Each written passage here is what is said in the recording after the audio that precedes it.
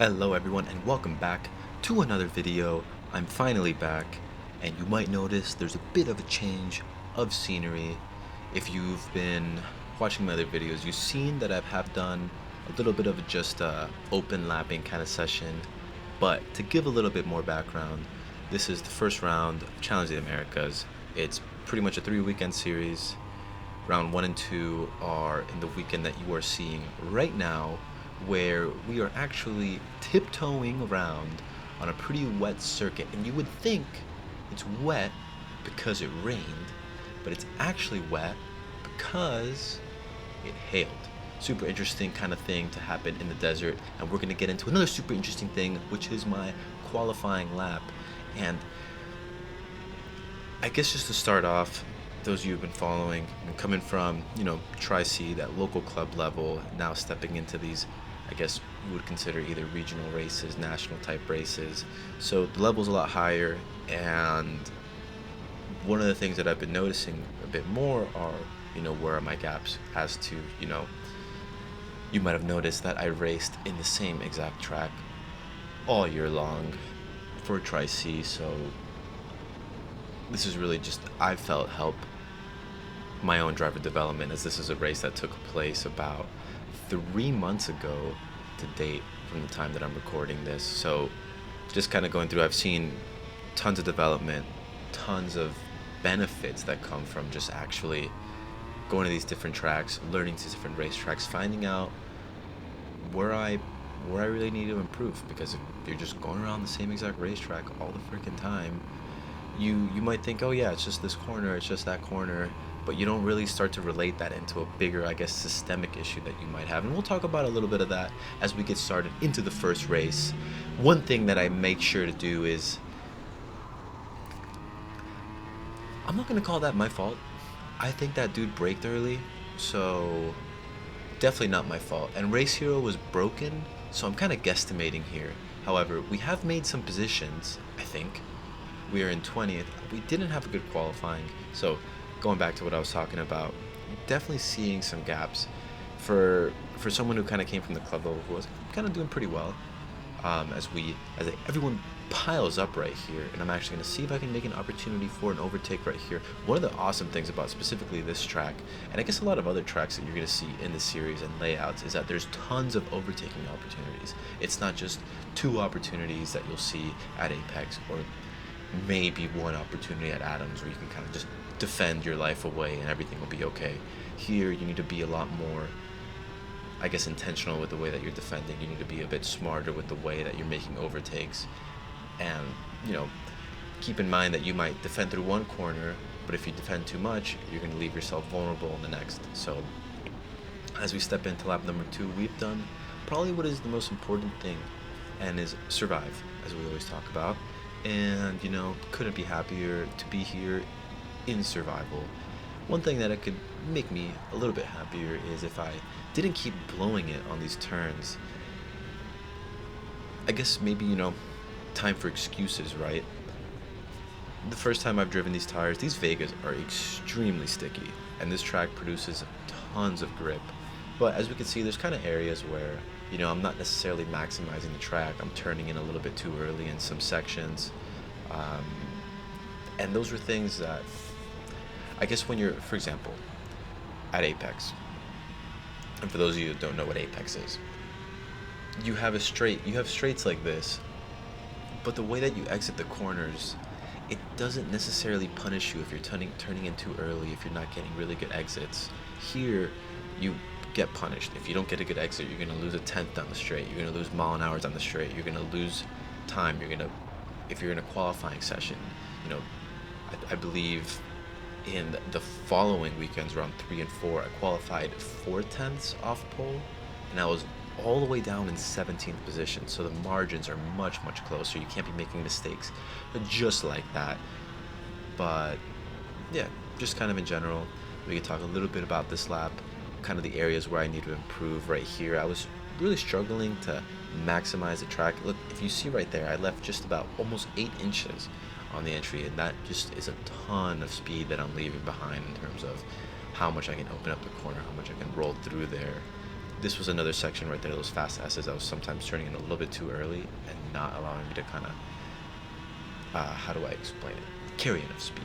And then as you see me kind of breaking away mid-corner, that's another sign of me turning in too early. And then this is another sign of me. It's just been messy. And whether that was, you know, the new track and just getting used to everything, at the end of the day, I guess you can say I was kind of getting used to the K. Another thing that I noticed here was I hadn't actually, besides this guy, you know, I guess just turning the engine off and calling it quits for the day, I hadn't been driving as often over that winter break, and I was definitely feeling extremely tired. I don't think it was much. It was definitely never a factor on the four-stroke stuff, the low grip, the low speeds. You kind of just get in there and drive, except for when you maybe like first start off and make the jump from just a rental car or just not driving at all and getting into a four-stroke. But this stuff, I found that, you know, while it's not a shifter kart, you still need to be in there pretty consistent. You're pulling some pretty serious forces, either into braking, lateral forces, or stuff like that. As someone went into the barriers, you can tell there as it was popping out all the way. But yeah, so definitely a weekend of a bunch of lessons learned. It's, for me, I guess it's been a very humbling experience this weekend in terms of finding out where my pace is relative to others. But I guess one of the positives was looking through the whole span of the weekends, and today I'm going to be doing round 1. I'm going to be doing just Saturday, as round 2 is a whole nother deal. But kind of starting off the whole weekend over a second off, and then slowly starting to chip away and, you know, break those bad driving habits. One of the things that I noticed actually was how low I was holding the steering wheel. You can see right here, I'm kind of pulling on the wheel, not pushing on the wheel. It sounds kind of obvious. You hear it all the time, but you know, it wasn't one of those things that I really thought about until I started doing this. And you know, it's those little tiny things that you do just yourself as a driver that can really just start to help you out, be a little bit more accurate. Another thing that I noticed, I forget when I noticed it, I believe it was the second weekend. That steering column that I've had in the go-kart the whole time has actually been a cadet steering column, which is part of the reason why I've been holding it so low, because it just felt more natural with it being so far away from me. So you might notice in some of my onboards, I've actually been kind of holding my hands just a bit higher, and it's been helping a ton. I'll put it that way. It helps a ton. It helps specifically just on your posture when you're going into these corners. You're not kind of pulling yourself in together. You're actually pushing on the wheel. And when you do that, you hopefully don't make mistakes like that when there's 2 laps to go. I promise you, if you don't make mistakes when there's 2 laps to go, you're not going to have people all over you and losing positions. However, right now, 15 out of 30, it's not terrible. It's something that I can live with, right? It's definitely an improvement of the qualifying. And qualifying is one of those things that I've needed to make serious improvements in, because it's just a lack of consistency, a lack of being able to put a really solid lap together as we move away from the green-white checker type strategy as we make up another position. But I don't know, Race Hero said I didn't make up another position, so I don't know. We're 15th right now, all right? We're 15th. But being able to put in a solid, good lap, right? And keeping my head together, it's very different from the green-white checker that you've seen at Tri-C, where it's you go out one lap and you're like, okay, well, this next one has to be the best lap, so I gotta go ahead and do it. Here, you need to think a little bit more about strategy. Who can I get behind? Who can I, draft? And just kind of those situations like that. And as we take it down the line, we make sure to hold the fort and be a solid, straight in the middle driver at 15th out of 30th. So, not a terrible result. Not the results you're used to seeing me get, but you know what?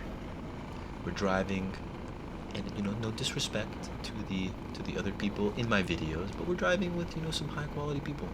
And I'm also gonna tell myself to make myself feel better, because that's important.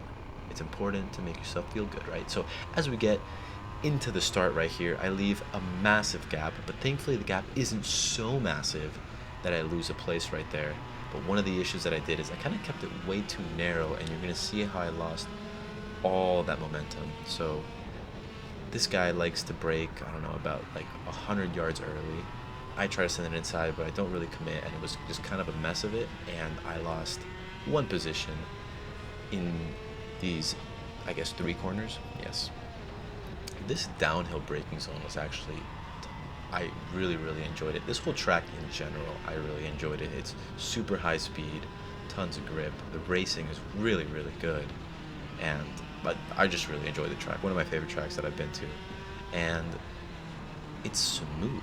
The surface is smooth, except for like that carousel. I'll point it out when we get to it, and you'll feel it a lot too when you're going the other direction as well, which is actually going to be the second round, as I tell this guy to please work together with me, and we have ourselves the top 10 is kind of way far out in the distance, but we have opportunities right here for 2 positions, so we're just got to kind of keep it all together, keep it clean, keep it consistent, which we haven't been doing, and remove ourselves, because while 10th place is far, far away, 30th place is not too far away, so that's only a few mistakes away, but we got to make sure that we keep it clean and everything is fine. But yeah, in general, oh, you might also notice I finally have a sticker decal on the front fairing or nose or NASA panel, or whatever you want to call it. But on my bumper, I actually still didn't have the sticker decal, so it was actually kind of cool. They got some really good pictures of me, especially going through this section where the mountains are in the background. But unfortunately, half my sticker kit was missing, so that wasn't too good. And I think this might be the first time that you see, no, this isn't the first time that you see the new suit, but yeah, that's the suit. It's got the Boost foundation on it, it's got the 4th floor design on it, it's white so you can see how dirty I get. But yeah, so another thing we can see is me getting overtaken, so that's not good. But yeah, maybe, oh, I said I was going to point out where the bumpy section is. That was the bumpy section. But look, this is actually one of the faster drivers. I want to go ahead and take a look at, kind of just in reference to how I'm driving through there and how he's driving through there. You can see how much more speed he was actually able to carry through there. And we're going to see he's actually going to line up for a move all the way far back. He recognized that the other person was going to make a move for it, and kind of sends his buddy into the cones. So yeah, since I don't want to go into the cones, I kind of conceded through there. I mean, he had the track position, so there wasn't much I can do. So let's forget about this corner, but let's go and look at the lines that he's taking through the rest of the section right here, as he gets a really good drive. Brakes just about on the same point, but he's not breaking away on that right-hander, so he's able to carry a lot more speed, especially if he's doing this uphill. It's going to help the engine out if you're not breaking away through there. And once again, you can see how much he tracks out, kind of about the same, and I guess we both left a little bit of space where we could have opened it up a little bit more. But you can see just in general, he's carrying a little bit more speed through each section. And from the start of the lap to the end of the lap, he's pulled many kart lanes on me. So if you're asking, how's my confidence? Not good. But we just have to keep our head down and kind of figure it out. It's a lot of fighting. When there's a lot of like good places to overtake, you'll see that there's a lot of fighting. So that kind of helped me bring the pack a little bit closer. So we do have the opportunity right now, I don't think for a top 10, but we are pretty close to getting a pretty good result, improving on our position that we had in the pre-main. So we just have to keep it clean again. We do have the threat from the back. And let's see what we can do right here as they try to make a move through there. I'm going to see if I can maybe take advantage of how slow they went through there. But you could see someone else making a ton of move. What is that? A Pantano? I don't even know what that thing is. It's a bright yellow cart. The bright yellow cart made up a ton of space on me. And now I didn't get a really good exit through there. I had to go defensive. And I've just lost touch with them just a little bit, so we're going to see what we can do through here. Hopefully they're going to fight just a little bit more, and it's going to keep me at play for the straight, and where I can use their draft to not get overtaken. However, I guess we could say it was probably the cleanest overtake right there. You know, it's always good to force your opponent outside the track when you can't make a clean move. So, I mean, do as you must. But right now, I have lost, let's see, not just the opportunity for a pretty good result, but I have lost another 3 positions due to, yeah, due to that. So thank you to the Pantano whatever cart, and thank you to my GoPro who is about to die, and you're gonna see a trend of GoPro death in the future. So yeah, thank you GoPro for making GoPros that don't last. So with that, I don't know, hope you enjoyed it. I'll be back with more videos with round 2, and yep, thank you. See ya.